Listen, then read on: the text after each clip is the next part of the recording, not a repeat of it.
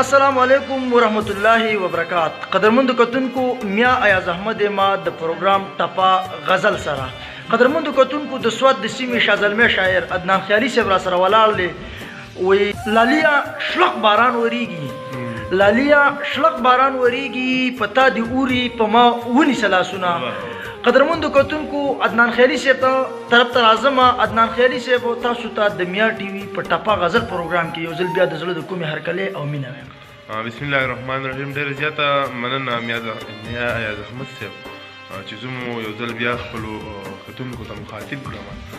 زه به در سره ستاسو پروګرام چونکې دغه د چې یوه ټپه ده ورسره بیا غزل دی نو زه به سره یوه ټپه خپله شریکه کړم چې که د باران په شپه رانغلې که د باران په شپه رانغلې زه درته نه بخمه کړي دي دنونه. اوس به در سره یو غزل شریک کړم. د بیلتانه غشي په خپل ځیګر خوړل ګناه ده د بیلتانه غشي په خپل ځیګر خوړل ګناه ده که نه تر تا پورې اشنا د رسېدل ګناه ده. مونږ مینه وکړله د داسې پاکبازانو ښار کې مونږ مینه وکړله د داسې پاکبازانو ښار کې چېرته چې بحث کول کفر دی کتل ګناه ده. مونږ مینه وکړله د داسې پاکبازانو ښار کې چېرته چې بحث کول کفر دی کتل ګناه ده. او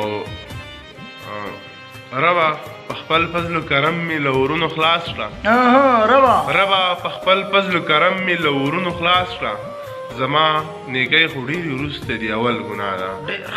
ربا په خپل فضل و کرم می له ورونو خلاص کړه زما نیکۍ خو ډېرې وروسته دي اول ګناه ده. زه دا منم چې وجودونه خرڅول ښه نه دي زه دا منم چې وجودونه خرڅول ښه نه دي خو ضمیرونه خرڅول بیا یو په سل ګناه ده. زه دا منم چې وجودونه خرڅول ښه نه دي خو ضمیرونه خرڅول بیا یو په سل ګناه ده. او ورشه خیالي چېرته تپوس خو د ملا نه وکړه ورشه خیالي چېرته تپوس خو د ملا نه وکړه د مات بوتانو سلې زړونو کې ساتل ګناه ده. ډېر ښه شعر دی ډېر ښه شعر دی. قدرمندو کتونکو دا وه زمونږ ټپا زمونږ غزل پروګرام چې پای ته ورسېدو. میلمه ورسه پکې عدنان خیالي صاحب چې چېرته مې ښاد آباد بریالي اوسئ او دا خبره هم دې یادوي خیالي صاحب چې زمونږ حجره ده او باران وریږي. بلکل